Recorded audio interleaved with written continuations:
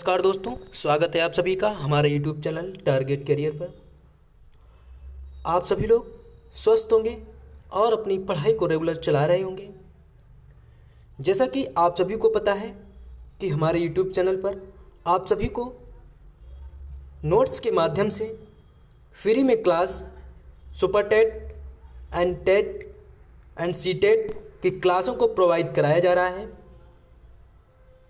जिस भाई बहन ने अभी तक हमारी पिछली वीडियो को वॉच नहीं किया है तो आप हमारी प्लेलिस्ट में जाकर के पिछली वीडियो को वॉच कर सकते हैं और अपने दोस्तों के साथ शेयर भी कर सकते हैं। जैसा कि पता है आपको, मैं आपको संस्कृत की क्लास को लेकर के उपस्थित हुआ हूँ। जिन लोगों ने अभी तक हमारी संस्कृत की क्लास को पिछली वीडियो को नहीं देखा है वो आप मेरे प्लेलिस्ट में जाकर के संस्कृत की पिछली वीडियो को वॉच कर सकते हैं। जैसा कि मैंने आपको उसमें वर्णों के बारे में बताया, महर्षि सूत्रों के बारे में बताया, त्रिमुनियों के बारे में बताया। बहुत से क्वेश्चन जो यूपी टेट या सुपर टेट में पूछे जाते हैं उन क्वेश्चंस के बारे में मैंने आपको बताने का प्रयास किया। ज़्यादा समय को वेस्ट ना करते हुए चलते हैं अपने टॉपिक पर। आज जो मेरा टॉपिक होगा वो प्रयत्न के बारे में पढ़ाएंगे कि प्रयत्न क्या होता है, प्रयत्न कितने प्रकार का है। चलते हैं कि प्रयत्न, सबसे पहले ये जानने का प्रयास करते हैं, सबसे पहले ये बताने का प्रयास करते हैं कि प्रयत्न का अर्थ क्या होता है। तो प्रयत्न का अर्थ जान लीजिए। प्रयत्न का सीधा अर्थ होता है प्रयास। ठीक है, तो इसकी डेफिनेशन को लिख लीजिएगा कि किसी भी वर्ण को बोलने के लिए किया गया प्रयास क्या कहलाता है? प्रयत्न कहलाता है। जैसे कि हम कोई भी वर्ण बोलते हैं तो प्रयास करते हैं उस वर्ण को बोलने के लिए। जब हम प्रयास करेंगे तभी वो वर्ण बाहर निकलेगा, तभी हम उस वर्ण को बोल पाएंगे। उसी को हम क्या कहते हैं? प्रयत्न कहते हैं। अब जान लेते हैं कि प्रयत्न कितने प्रकार का होता है। प्रयत्न जो है ये 2 प्रकार का होता है। सबसे पहले अभ्यंतर प्रयत्न और दूसरा जो होता है बाह्य प्रयत्न। यहाँ से क्वेश्चन पूछा जाता है, परीक्षा में जो प्रश्न बनेगा वो किस तरीके से बनेगा कि अभ्यंतर प्रयत्न कितने प्रकार का होता है। तो अभ्यंतर प्रयत्न जो है 5 प्रकार का होता है। साथ ही साथ एक क्वेश्चन और पुट किया जाएगा कि बाह्य प्रयत्न कितने प्रकार का होता है। तो बाह्य प्रयत्न जो है 11 प्रकार का होता है। और प्रयत्न कितने प्रकार के हैं? प्रयत्न 2 प्रकार के हैं, एक अभ्यंतर प्रयत्न और बाह्य प्रयत्न।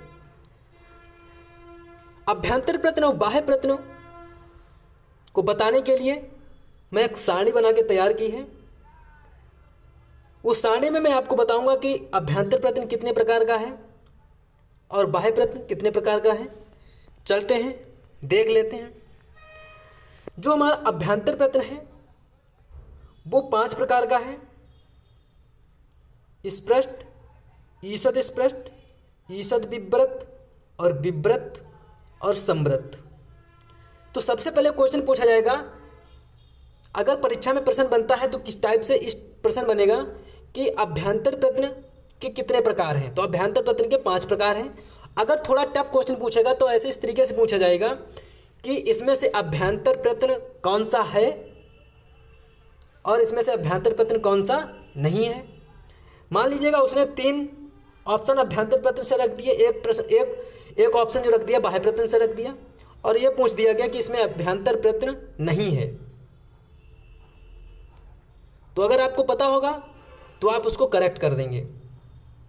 ठीक है, अब देख लेते हैं बाह्य प्रयत्न के 11 भेद हैं। विवार, श्वास, अघोष, संवार, नाद, घोष, अल्पप्राण, महाप्राण, उदात्त, अनुदात्त और स्वरित। ये 11 भेद हैं। इससे भी क्वेश्चन पूछा जाएगा कि अब बाह्य प्रयत्न कितने प्रकार का है। तो बाह्य प्रयत्न के 11 प्रकार हैं। अब थोड़ा जटिल क्वेश्चन पूछा जाएगा तो किस प्रकार से, तो पूछा जाएगा कि इसमें से बाह्य प्रयत्न कौन सा है। मान लीजिएगा कि अगर इसमें से अभ्यंतर प्रश्न 3 ऑप्शन रख दिए गए और एक बाह्य प्रयत्न से रख दिया गया तो पूछा जाएगा कि इसमें बाह्य प्रयत्न कौन सा है। अगर आपको पता होगा तो आप लगा देंगे करेक्ट। ठीक है, इसको नोट डाउन कर लीजिएगा आप। चलते हैं आगे, देखते हैं। अब हम सारणी के माध्यम से प्रत्येक वर्ण को बताएंगे कौन सा अभ्यंतर प्रत्यय स्पष्ट कौन से हैं और ईषद स्पष्ट कौन से हैं। ठीक है, तो जान लीजिएगा कि जो स्पष्ट व्यंजन हैं इनको हम किस नाम से जानते हैं, इनको हम स्पर्श व्यंजन के नाम से भी जानते हैं। इसमें 25 वर्ण आते हैं, का से लेकर के माँ तक जो वर्ण हैं वो स्पर्श व्यंजन कहे जाते हैं। अब क्वेश्चन पूछा जाएगा कि स्पर्श व्यंजन में अभ्यंतर प्रत्यय है, क्या होता है? स्पर्श व्यंजन को अभ्यंतर प्रत्यय क्या कहा जाता है? स्पष्ट कहा जाता है। ठीक है, एक क्वेश्चन पूछा जाएगा कि स्पर्श व्यंजन कितने हैं, तो स्पर्श व्यंजन कितने हैं? 25 हैं। इसलिए कहा गया है कादियो माँ अवसाना, का आदि में है और माँ अवसान में है, यानी कि का जो है पहले है और माँ अंतिम में है। ठीक है, अब दूसरा देखते हैं ईषद स्पष्ट। ईषद स्पष्ट जो है इसको हम अंतस्थ व्यंजन के नाम से भी जानते हैं।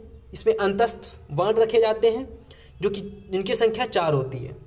ठीक है, इसकी परिभाषा को देख लेते हैं कि ईषद स्पष्ट का मतलब क्या होता है। कि ईषद का जो अर्थ होता है थोड़ा, ठीक है, और स्पष्ट का मतलब होता है छुआ हुआ। ठीक है, इस प्रत्यय में जीवा जो उच्चारण स्थान को थोड़ा स्पर्श करती है, जो हम बोलते हैं जो जीवा जो होती है उच्चारण स्थान को थोड़ा स्पर्श करती है, उसको क्या कहते हैं? ईषद स्पष्ट कहते हैं। इसमें 4 वर्ण आते हैं जो कि अंतस्थ वर्ण होते हैं और किस प्रत्याहार में रखे जाते हैं? तो एड़ प्रत्याहार में रखे जाते हैं, या, वा, रा और ला। ठीक है, अब इसमें क्वेश्चन पूछा जाएगा कि ईषद स्पष्ट में कौन सा वर्ण है? या अंतस्थ वर्ण अभ्यंतर प्रत्यय में किस में रखे जाते हैं? तो क्या होना चाहिए आंसर? ईषद स्पष्ट हो जाएगा। ठीक है, आगे देखते हैं कि ईषद विव्रत, ये क्या होता है? ईषद विव्रत, तो इसकी परिभाषा को जान लेते हैं। ईषद का जो अर्थ होता है थोड़ा और विव्रत का जो अर्थ होता है खुला हुआ। इसमें क्या होता है कि जो जीवा को कम उठाना पड़ता है, ठीक है, और इसमें ऊष्म वर्ण रखे जाते हैं जो कि 4, इनकी संख्या 4 होती है, सा, हा। और क्वेश्चन पूछा जाएगा कि ये जो ऊष्म वर्ण है किस प्रत्याहार में रखे जाते हैं? तो ये सल प्रत्याहार के अंतर्गत रखे जाते हैं। अब देख लेते हैं कि विव्रत क्या है। विव्रत में क्या होता है कि विव्रत में संपूर्ण स्वर आते हैं। ठीक है, विव्रत में क्वेश्चन पूछा जाएगा कि अभ्यंतर प्रत्यय में संपूर्ण स्वर किस में रखे जाते हैं? तो विव्रत में रखे जाते हैं। ठीक है, कौन कौन से? आ, ई, उ, री, री, ए, ओ, ऐ, औ, जो कि अच प्रत्याहार के अंतर्गत रखे जाते हैं। अब बात करते हैं कि समृत। समृत जो होता है, समृत का जो अर्थ है वो ढका हुआ या बंद होता है। इसमें वायु का जो मार्ग होता है वो बंद रहता है। ठीक है, तो लेकिन जो हरस्व आ आता है, समृत में क्या आता है? हरस्व आ आता है। 3 कंडीशन जो बनती हैं जिसमें हरस्व आ आएगा, समृत होगा, जिसमें हरस्व आ जो है समृत होगा। 3 कंडीशन जो बनती हैं, एक होता है साध्यावस्था में, दूसरा होता है उच्चारणावस्था में और तीसरा होता है प्रयोगावस्था में। इसमें क्या होता है कि इसमें जो हरस्व आ होता है वो समृत होता है। आगे देखते हैं, थोड़ा समझाने का प्रयास करते हैं कि किस तरीके से ये 3 कंडीशन रहती हैं। जैसे कि जो प्रक्रियावस्था है ये सांध्यावस्था है। ठीक है, तो ये हो गया समृत और ये हो गया विव्रत। जैसे कि हमने राम लिखा, राम, रा प्लस आ प्लस माँ और प्लस आ। ठीक, ये जो आ है ये क्या है? ये विव्रत है क्योंकि ये प्रक्रियावस्था में है। अब इसमें क्या आएगा? अगर हमने राम लिख दिया पूरा, इसका जो आ है ये क्या हो जाएगा? ये समृत हो जाएगा। कहने का मतलब है कि अगर आप रोटी को बेलते हो तो रोटी जो बेलने की प्रक्रिया है वो क्या है? प्रक्रिया चल रही है ना, तो ये क्या है? ये विव्रत है। अब रोटी जब खाओगे बन जाएगी तभी तो खाओगे ना, तब क्या हो जाएगा? जब बन के तैयार हो जाएगी तब क्या हो जाएगा? तब समृत हो जाएगा।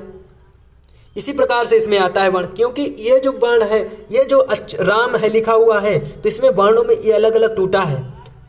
ये प्रक्रिया चल रही है इसकी अभी। अब जैसे ये कंप्लीट हो जाता है तो ये क्या हो जाता है? समृत हो जाता है। आशा करता हूँ आपको समझ में आ रहा होगा। अगर आपको हमारी वीडियो अच्छी लग रही होगी तो वीडियो को लाइक कर दीजिएगा और हमारे चैनल को सब्सक्राइब कर दीजिएगा। ज़्यादा से ज़्यादा आप दोस्तों के साथ शेयर कर दीजिएगा। चलते हैं, देख लेते हैं कि अब थोड़ा लिख लीजिएगा इसमें कि जब ह्रस्व आ प्रक्रिया अवस्था में होता है तब उसका अभ्यंतर प्रत्यय क्या होता है? विव्रत होता है। ठीक है।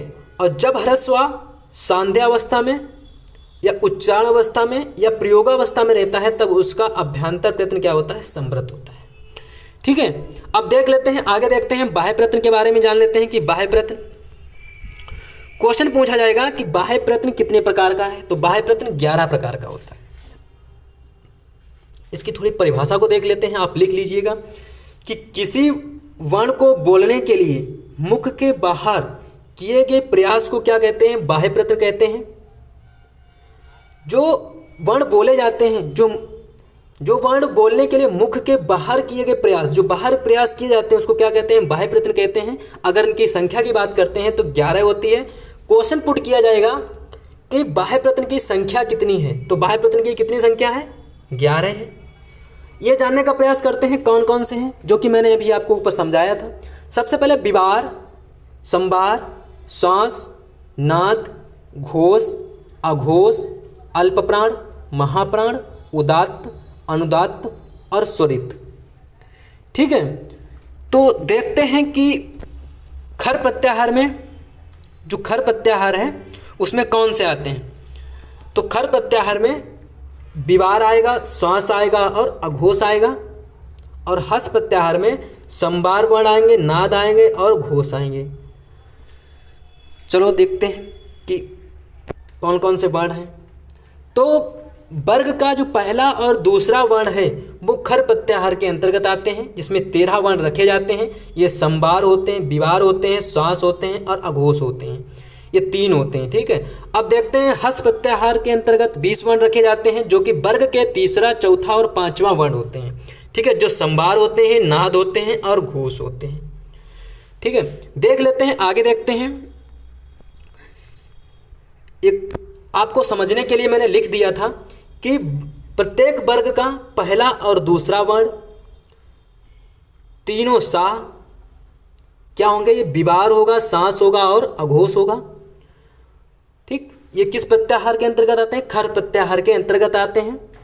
और प्रत्येक वर्ग का तीसरा, चौथा, 5वां और हा, या, वा, रा, ला ये हस प्रत्याहार के अंतर्गत आते हैं। इसमें संवार, नाद और घोष वर्ण होंगे।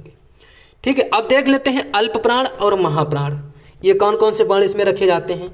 तो अल्प प्राण में अल्प का क्या मतलब होता है? अल्प का मतलब होता है थोड़ा, और प्राण का मतलब होता है वायु। जिसमें कम वायु की आवश्यकता हो या कम वायु निकले उसे क्या कहते हैं? अल्प प्राण कहते हैं। देख लेते हैं इसमें कौन कौन से वर्ण होते हैं। इसमें वर्ग का पहला, तीसरा और 5वां और एड़ प्रत्याहार के अंतर्गत जो वर्ण आते हैं उनको अल्प प्राण कहा जाता है। जैसे या, वा, रा, ला ये वर्ण, और वर्ग का पहला, तीसरा और 5वां वर्ण ये क्या किस में रखे जाते हैं? अल्प प्राण में रखे जाते हैं। इसमें कुल वर्णों की संख्या की बात करें तो इसमें कुल वर्णों की संख्या जो होती है वो 19 वर्ण आते हैं इसमें। ठीक है। अब बात करते हैं महाप्राण की। महाप्राण यानी कि ज़्यादा, प्राण की मतलब वायु, जिसमें ज़्यादा वायु निकले उसे क्या कहा जाता है? उसे महाप्राण कहा जाता है। प्रत्येक वर्ग का दूसरा, चौथा और सल प्रत्याहार के अंतर्गत जो वर्ण रखे जाते हैं उसको महाप्राण कहते हैं। सल प्रत्याहार के अंतर्गत कौन से वर्ण हैं देख लेते हैं। तीनों प्रकार के सा और हा ये सल प्रत्याहार के अंतर्गत रखे जाते हैं। ये महाप्राण, इसमें संख्या की बात करते हैं इसमें कितने वर्ण आते हैं? तो इसमें 14 वर्ण रखे जाते हैं। तो कितने हो गए?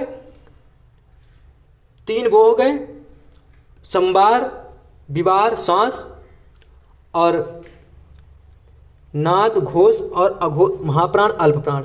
ठीक। अब क्या बचा? उदात्त, अनुदात्त और स्वरित। ठीक है। अब देखते हैं कि उदात्त, अनुदात्त, स्वरित।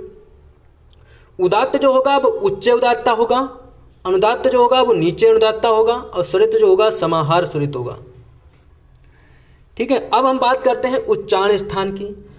क्वेश्चन पूछा जाता है कि उच्चारण स्थान कितने प्रकार का है? तो उच्चारण स्थान की संख्या कितनी होती है? 8 होती है। 8 प्रकार के होते हैं। ठीक है।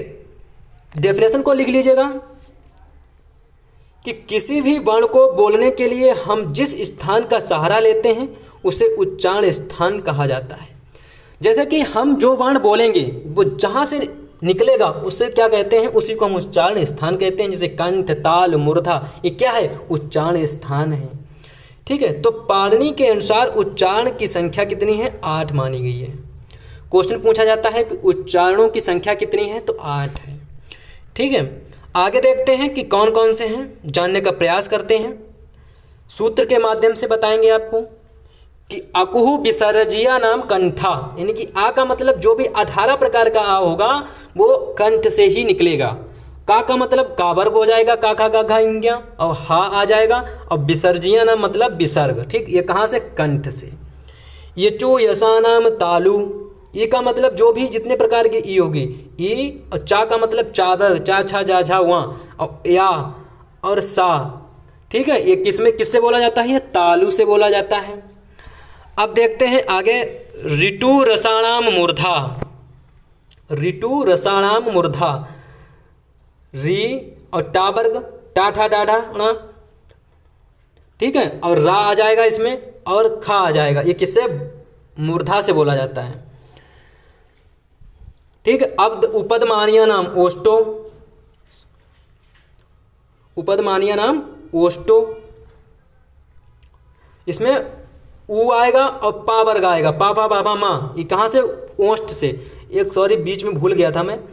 ऋतु लसा नाम दंता, री और ता वर्ग, ता था दाधा ना। ठीक है, और ला और सा, ये कहाँ से, दंत, दांत से, दंत। ठीक है, आगे देखते हैं कि उपदमानीय नाम क्या होते हैं। उपदमानीय होते क्या है कि जब पा के आगे आधा विसर्ग हो और फा के आगे आधा विसर्ग हो, जब पा और फा के आगे आधा विसर्ग लगाया जाता है उसे उपदमानीय कहते हैं।